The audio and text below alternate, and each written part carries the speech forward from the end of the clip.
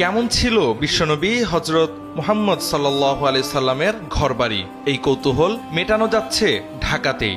ধানমন্ডির লেকের পাড়ে দেখা যাচ্ছে মহানবীর ঘর, আসবাবপত্র, তাঁবু ও মসজিদ। কাঁচামাটির দেয়াল, খেজুর পাতার ছাউনি, কূপ, বাঁশের সিঁড়ি এবং প্রাচীনকালের নিত্য ব্যবহার্য সামগ্রী ব্যবহার করে তৈরি হয়েছে 1400 বছর আগের জীবন্ত আরব।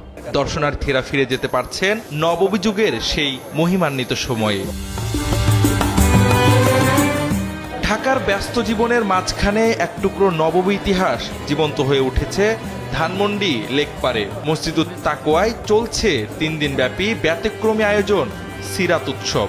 বইয়ের পাতা বা ধর্মীয় বক্তৃতার গণ্ডি ছাড়িয়ে দর্শনার্থীরা দেখতে পাচ্ছেন 1400 বছর আগের আরব সমাজ ও রাসূলুল্লাহ সাল্লাল্লাহু আলাইহি সাল্লামের যুগের জীবনের বাস্তব প্রতিচ্ছবি।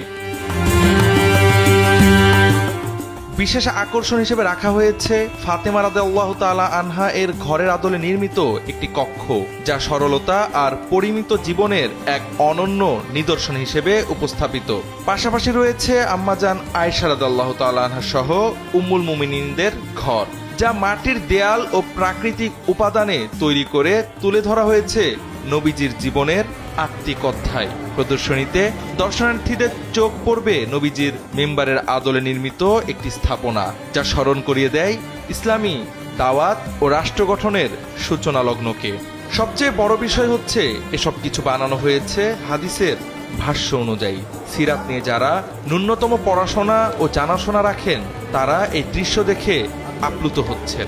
এবার একটি নতুন ইভেন্ট যুক্ত হয়েছে, এটার নাম আমরা দেখেছি চোখে দেখা নবীজির সিরাত। সিরাতের অনেক বর্ণনা আমরা পাই কিতাবের ভাষায়, কিতাবের পাতায়। সেখানে আমরা নবীজির ঘর কেমন ছিল তার চিত্র পড়ি, মসজিদে নববী কেমন ছিল তার চিত্র অধ্যয়ন করি, আমাদের আয়েশার ঘরটা কেমন ছিল সেটা আমরা অধ্যয়ন করি। কিন্তু আমরা এবার মসজিদে তাকওয়াতে এমন একটা আয়োজন করেছি, কিতাবে আপনি যেটি পড়েছেন, বইয়ের পাতায় আপনি যেটি পড়েছেন, সেটি আপনি চোখে দেখবেন। আমরা হাদিসের ভাষায় যেভাবে রসুলের সিরাতটা পড়েছি, অধ্যয়ন করেছি, এবং শামাইলে তিরমিজির মধ্যে যেভাবে আমরা হাদিসের ভাষা অনুযায়ী আল্লাহ রসুল সাল্লাল্লাহু সাল্লামের রওজা মুবারক কেমন ছিলেন, তা আল্লাহ রসুল সাল্লাল্লাহু সাল্লামের মিম্বার কেমন ছিল, আম্মাজান ফাতেমা রাদিয়াল্লাহু তাআলা আনহার ঘরটা কেমন ছিল, এবং কি আরবের কূপগুলো কেমন ছিল, সেইটা আমরা হাদিসে পড়েছি। সেটা বাস্তবিকভাবে তাকওয়া সোসাইটি যে এত সুন্দর একটা আয়োজন করছে, যে একবারে হাদিসের নমুনায় হুবহুব তারা সর্বোচ্চ চেষ্টা করেছে হুবহুব নমুনাটাকে মানুষের সামনে পেশ করা। শুধু বড়রা নয়, স্কুল কলেজের ছাত্রছাত্রীদের মধ্যেও দেখা যাচ্ছে ব্যাপক আগ্রহ। পাঠ্যপুস্তকে পড়ে আসা ইতিহাস এখানে বাস্তব রূপে দেখা যাচ্ছে। ফলে শিশু কিশোরদের মধ্যেও ইসলামী ইতিহাস ও সিরাত সম্পর্কে জানার একটি নতুন আগ্রহ তৈরি হয়েছে। অনেক প্রতিষ্ঠান থেকে দলগতভাবে শিক্ষার্থীদের নিয়ে আসা হচ্ছে প্রদর্শনী ঘুরে দেখাতে। আমার যে নবীজিদের বই সেগুলো পড়ে নবীজের জীবন কাহিনী জানতাম, বাট আমি কখনো চোখের সামনে উদাহরণগুলো দেখিনি। যেমন নবীজির ঘর আজকে কীরকম ছিল, নবীজির জিনিসপত্র, বিছানা, বালিশ সব দেখে আমার খুবই ভালো লাগছে। এবং আমার জীবনের প্রথম এটা, আমি এর আগে কখনো এরকম এক্সাম্পল দেখি নাই, নবীজির ঘরের এরকম এক্সাম্পল দেখি নাই। সব মিলে আমার খুবই ভালো লাগছে।